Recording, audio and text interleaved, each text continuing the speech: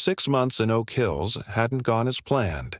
I'd moved to this quiet Denver suburb with simple expectations: a friendly community, some personal space, and the absence of the constant noise that had driven me from my downtown apartment.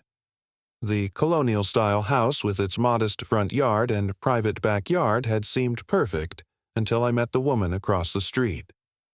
I stood at my living room window, coffee mug in hand, watching as Karen Mitchell stationed herself on her front porch with her ever-present clipboard. She wore beige slacks and a blue cardigan despite the spring warmth, her blonde hair with visible dark roots looking freshly styled even at 9 a.m. on a Tuesday.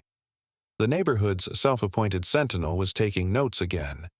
My dog, Cooper, a rescue mutt with more enthusiasm than training, nudged my leg, his leash already in his mouth. "Not yet, buddy," I said, taking another sip of coffee. "Let's wait until the coast is clear." Karen had her phone out now, snapping pictures of something across the street.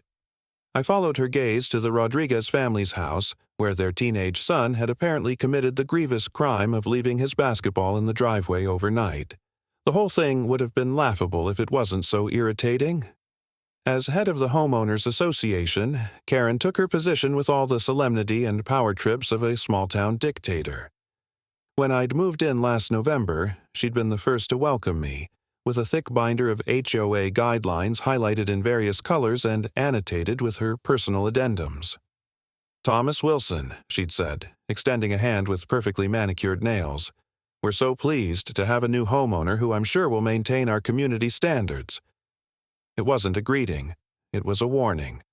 Cooper whined again, more insistent this time. All right, I relented, setting down my mug. "But we're going the long way around." I clipped on Cooper's leash and slipped out the side door that led through the garage. It had become my standard exit strategy when Karen was on patrol. The fewer interactions, the better. The pattern had started small, almost too small to notice. A package of books I'd ordered, gone from my porch within an hour of delivery. The potted plants I'd set out to brighten my entrance, disturbed overnight, with one missing entirely. At first, I blamed random thieves or even wildlife for the plants, but then I started paying attention. 3 weeks ago, I'd received a notification that my new wireless earbuds had been delivered. I'd come home from work to find nothing on my porch. The next day, while taking Cooper for his morning walk, I spotted Karen's teenage daughter wearing what looked suspiciously like my missing earbuds. That evening, I'd checked my security camera footage, a simple doorbell camera I'd installed after the first few disappearances. It showed Karen herself, at 3:42 p.m., walking casually up my driveway, picking up my package and walking straight back to her house. Not even an attempt to hide what she was doing. I'd wanted to confront her then, but something held me back. What proof did I really have that those were my earbuds? The camera showed her taking a package, but I couldn't prove what was in it. And considering her position in the neighborhood, making an enemy of Karen Mitchell without concrete evidence seemed unwise. So I watched and waited, increasingly convinced that the person stealing from me was the same one who spent her days documenting other people's violations. Last weekend had been the final straw. I'd spent Saturday morning installing a set of decorative solar-powered lights along my front walkway, 16 of them, evenly spaced, exactly in compliance with the HOA guidelines I'd read thoroughly before installation. They looked nice, environmentally friendly, and added some security lighting to my front path. Sunday morning, I stepped out to pick up my newspaper and stopped short. 8 of the lights, every other one, had vanished overnight. "You've got to be kidding me," I muttered, walking the path and counting the remaining lights. I spent the morning checking and rechecking my camera footage, but the angle didn't capture the full walkway, just my porch. Whoever had taken them had carefully avoided the camera's range. That evening, I took Cooper for his usual walk, my mind still turning over the missing lights. We headed down Oak Street, made a left on Maple Drive, and were passing Karen's house when Cooper suddenly pulled toward her meticulously maintained flower beds. "Cooper, no," I said, tugging his leash back, and that's when I saw them. Nestled between her rose bushes were 8 solar lights, identical to mine, still with partial packaging attached to them.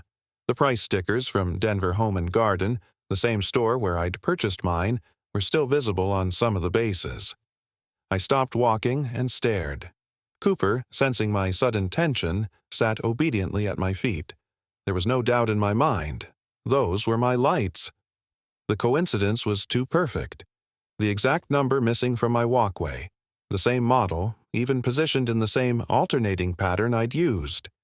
Karen herself emerged from her front door at that moment, watering can in hand. She smiled when she saw me, a practiced expression that never reached her eyes. "Evening, Thomas," she called, her voice carrying across her lawn. "Beautiful night, isn't it?" I pointed to the lights. "Those are new." Her smile didn't waver. "Just put them in yesterday. Really brightens up the flower bed, don't you think?" "They look exactly like the ones from my front walk," I said, keeping my voice level. "Half of which disappeared last night."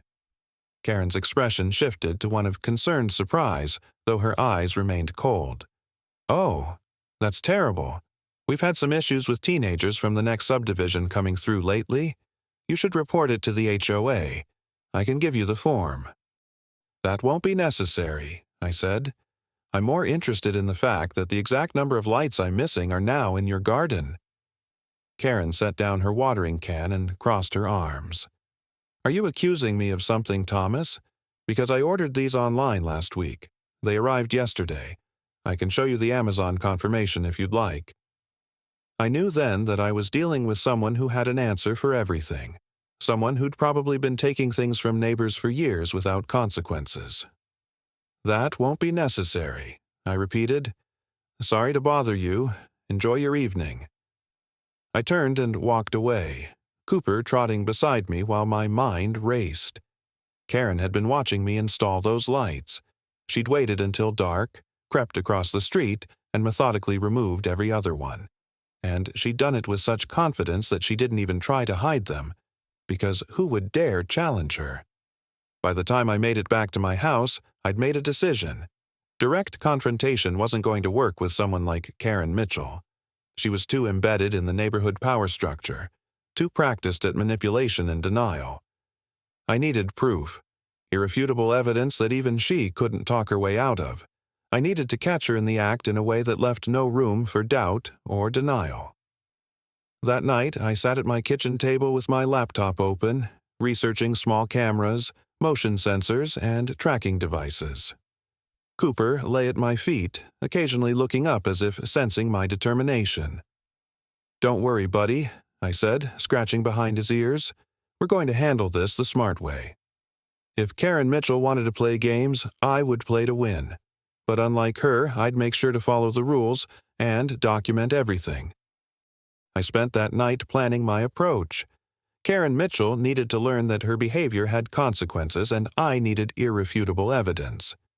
By morning, I had a comprehensive strategy mapped out on my laptop. The key was redundancy, multiple forms of proof that couldn't be dismissed or explained away. I'd need cameras from different angles, tracking devices, and possibly a witness. After breakfast, I grabbed my keys and headed out. I drove to the Boulder area, deliberately choosing stores far from our neighborhood. My first stop was Westside Hardware, where I purchased a set of solar lights identical to the ones Karen had stolen. Same model, same packaging. The cashier didn't even look twice when I bought them. Replacing some broken ones, I explained anyway, though she hadn't asked. Next came Boulder Home Depot, where I picked up a small weatherproof camera that could connect to my home Wi-Fi network. I also grabbed a decorative birdhouse large enough to conceal the second camera I had in mind. My final stop was the electronics store across town, where I bought a pack of Apple AirTags. They were perfect, small, battery-powered tracking devices that would show me exactly where my property went if it disappeared. Back home, I spread everything across my dining room table. Cooper watched with curious eyes as I carefully modified one of the solar lights, hollowing out its base with a small drill and knife. I made just enough space to slide the AirTag inside, then sealed it with waterproof putty and tested it with my phone. "Perfect," I muttered as my phone detected the tag immediately. I activated the Find My feature and labeled it simply as Evidence. I connected the cameras to my home network and tested their motion detection features, adjusting the sensitivity so they wouldn't trigger with every passing car or squirrel. The feeds looked clear on my phone app, but I still needed to position them properly. That's where I needed help. I walked across the street and 2 houses down to Michael's place. He was in his driveway washing his car when I approached. "Hey, Tom, what's up?" he asked, turning off the hose. "Mike, I need some advice," I said, keeping my voice low despite there being no one else around. "It's about Karen." His expression changed immediately. "What's she done now?" I explained the situation, the stolen package, the missing plants, and finally the solar lights I'd spotted in her garden. Mike's face darkened as I spoke. "I'm not surprised," he said when I finished. "She's been pulling this kind of stuff since before you moved in. Jessica, 2 doors down, had her entire patio furniture set disappear last summer. Karen had it redecorated and on her back deck a week later. This confirmed what I suspected. I wasn't Karen's first victim, just her latest. I want to catch her in the act," I said. "I've got cameras and tracking devices, but I need a second angle on my front yard. Your mailbox would have the perfect view." Mike didn't hesitate. "Use whatever you need. Want me to help set it up?" We waited until dusk to position the first camera. Mike's mailbox was one of those larger decorative ones with plenty of space inside to mount a small camera while still leaving room for mail. We angled it carefully to capture my entire front walkway. "She usually strikes overnight," I told him as we finished, "based on the patterns I've noticed." "Makes sense," Mike said. "Less chance of being seen, though she's gotten bold over the years, acts like she owns the whole neighborhood." That night, I mounted the second camera inside the decorative birdhouse and positioned it on a tree branch overlooking my front yard. From the street, it looked like nothing more than a rustic garden decoration, but its lens had a clear view of anyone who might approach my property after dark. Finally, I installed the new solar lights along my walkway, making sure the special one with the AirTag was prominently placed in the middle of the arrangement. To anyone passing by, they looked exactly like the previous set, inviting targets for someone who'd already stolen without consequences. The next morning, I checked both camera feeds before leaving for work. Everything was intact, and the AirTag showed its position right where I'd placed it. I left feeling both disappointed and relieved. Part of me had wanted to catch Karen immediately, but patience would make the case stronger. At work, my marketing team noticed my distraction during our morning meeting.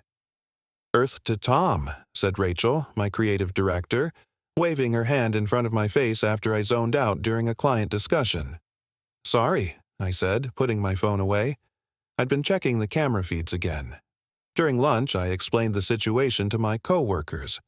What started as a brief summary turned into a full account of the neighborhood drama, with everyone gathering around my table.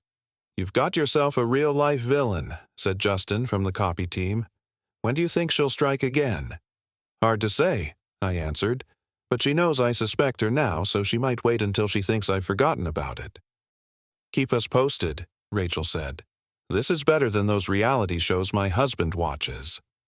The second day passed without incident. I checked the cameras and AirTag multiple times throughout the day, but everything remained untouched. On the third day, my coworkers greeted me with eager expressions. "Anything?" Justin asked before I'd even set my laptop bag down. "Not yet," I said, "but she'll get greedy eventually." That night, I went to bed around 11, keeping my phone on full volume beside me. Cooper curled up at my feet, his warm presence comforting as always. I must have dozed off eventually because at 2:17 a.m., the harsh buzz of my phone jolted me awake. Motion detection alert. I scrambled to unlock my phone, Cooper lifting his head in sleepy confusion. The camera feed loaded, showing a dark figure moving across my front lawn. Despite the low light, the infrared capability of the camera revealed Karen Mitchell, wearing a plush bathrobe and slippers, methodically removing my solar lights one by one. I watched in real time as she carefully extracted them from the ground, gathering them in a small basket she'd brought with her. She moved with practiced efficiency, starting from the far end of the walkway and working her way toward the street. When she reached the special light with the AirTag, she pulled it free without a second glance and added it to her collection. "Got you," I whispered as Cooper nudged my hand, sensing my excitement. Karen finished her theft in under 3 minutes, then casually walked back across the street to her house, carrying my property as if it were shopping she'd picked up from the store. The second camera caught her return journey perfectly, her face clearly visible as she passed under the streetlight at the edge of my property. I saved both video feeds immediately, making multiple copies and uploading them to cloud storage. I wasn't taking any chances with this evidence. Sleep was impossible after that. I spent the rest of the night reviewing the footage, creating screenshots of the clearest frames showing Karen with my property. I also checked the AirTag location, which now showed it inside Karen's garage, exactly where I expected it to be. When morning came, I took additional screenshots of the AirTag's location, complete with timestamps and GPS coordinates. I documented everything meticulously, creating a digital folder with all the evidence organized chronologically. Michael called around 8.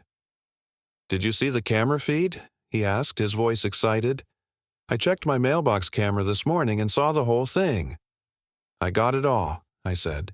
"She took every single light, including the one with the tracker. It's in her garage right now." "What's the next step?" Michael asked. I looked at the evidence compiled on my laptop, the videos from multiple angles, the GPS location, the screenshots of Karen clearly stealing my property in the middle of the night. There was no room for denial, no possible explanation she could offer to talk her way out of this. "I'm going to the HOA," I said after a moment of consideration. "This isn't just about my stuff anymore. If she's been doing this to the whole neighborhood, everyone deserves to know." "Want me to back you up?" Michael offered. "I've got the camera feed from my end, too."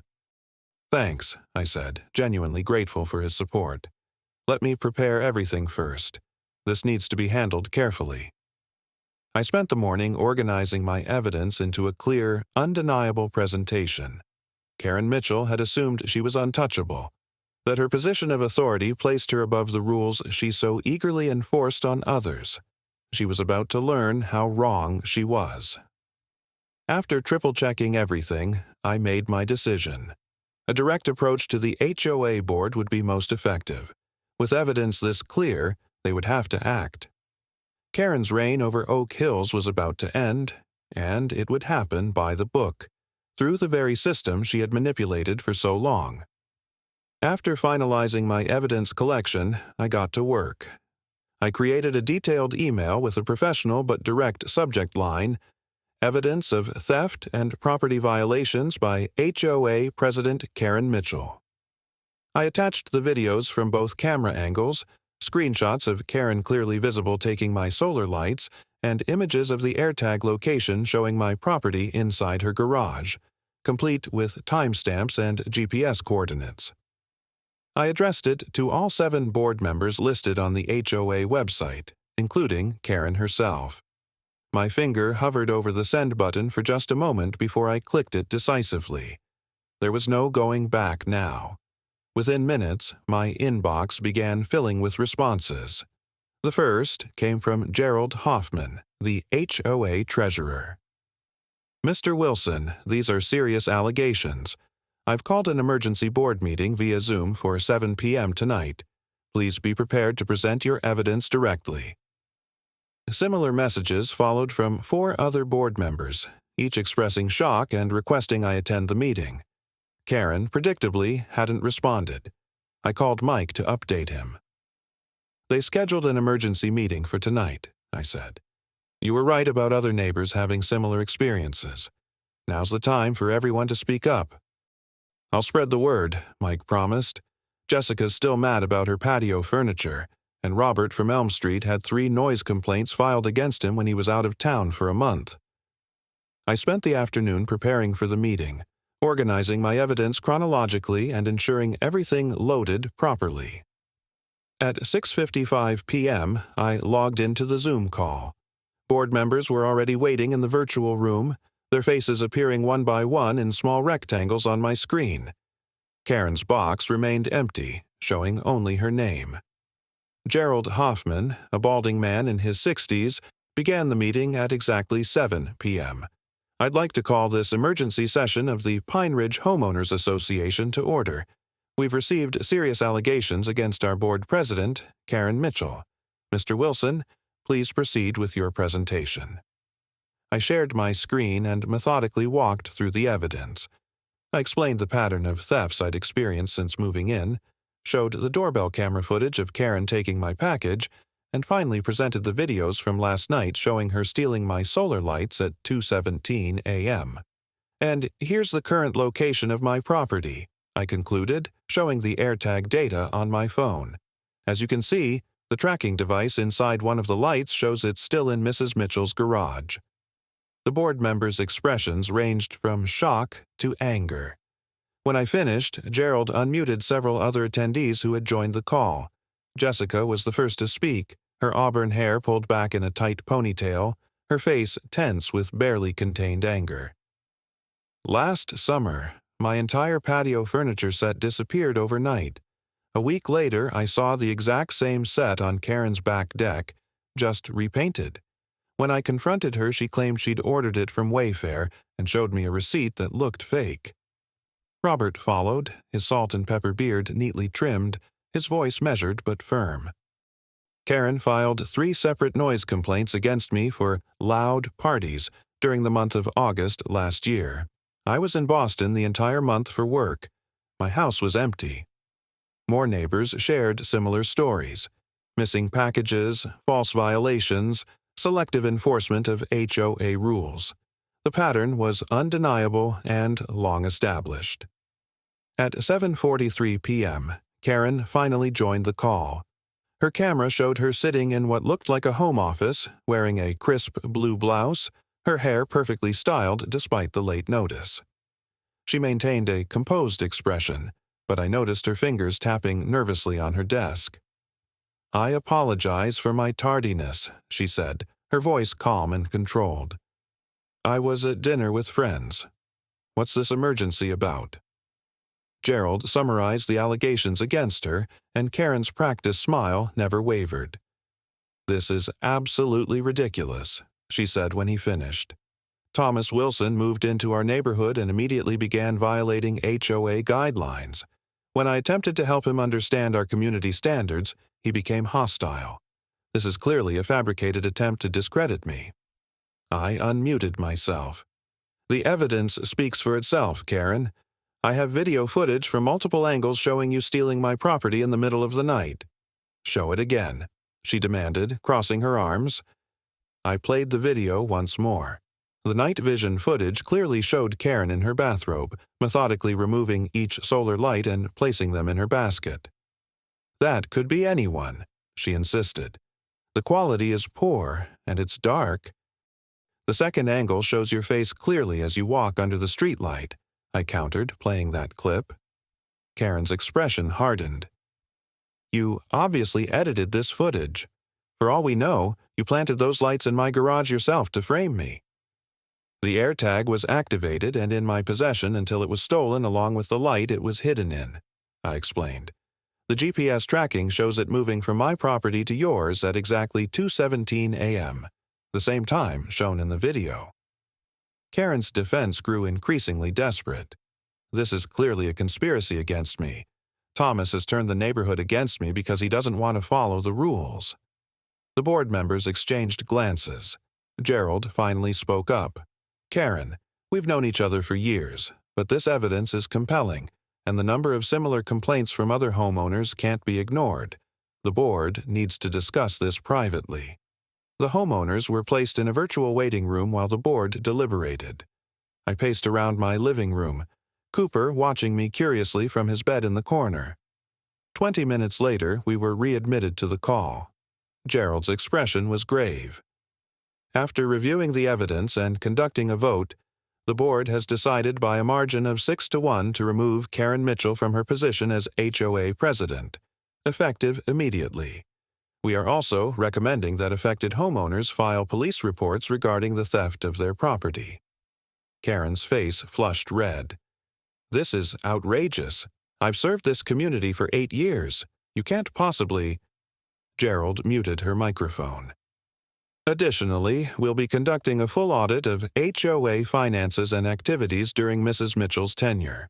This meeting is adjourned." The next morning, I drove to the Denver Police Precinct with a USB drive containing all my evidence. The officer at the front desk directed me to Detective Martinez, a woman in her 40s with sharp eyes and a no-nonsense demeanor. "Another HOA dispute?" she asked as I sat down opposite her desk. "Theft, actually," I clarified, handing her the USB drive. "Multiple incidents, all documented." I explained the situation while Detective Martinez reviewed the evidence on her computer. Her initial skepticism faded as she watched the footage. "You did your homework," she commented, sounding impressed. "Most people don't have this kind of documentation." "I'm not the only victim," I added.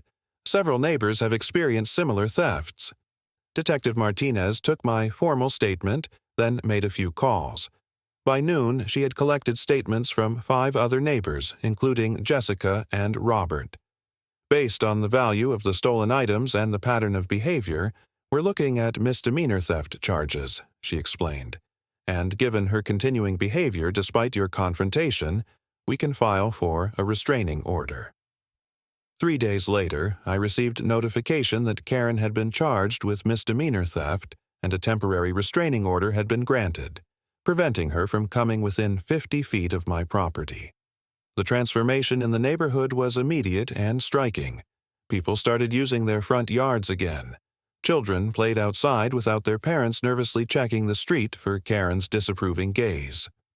The HOA board, now led by Gerald, focused on actual community improvements rather than petty rule enforcement. 3 weeks after the Zoom meeting, I hosted a neighborhood barbecue in my backyard.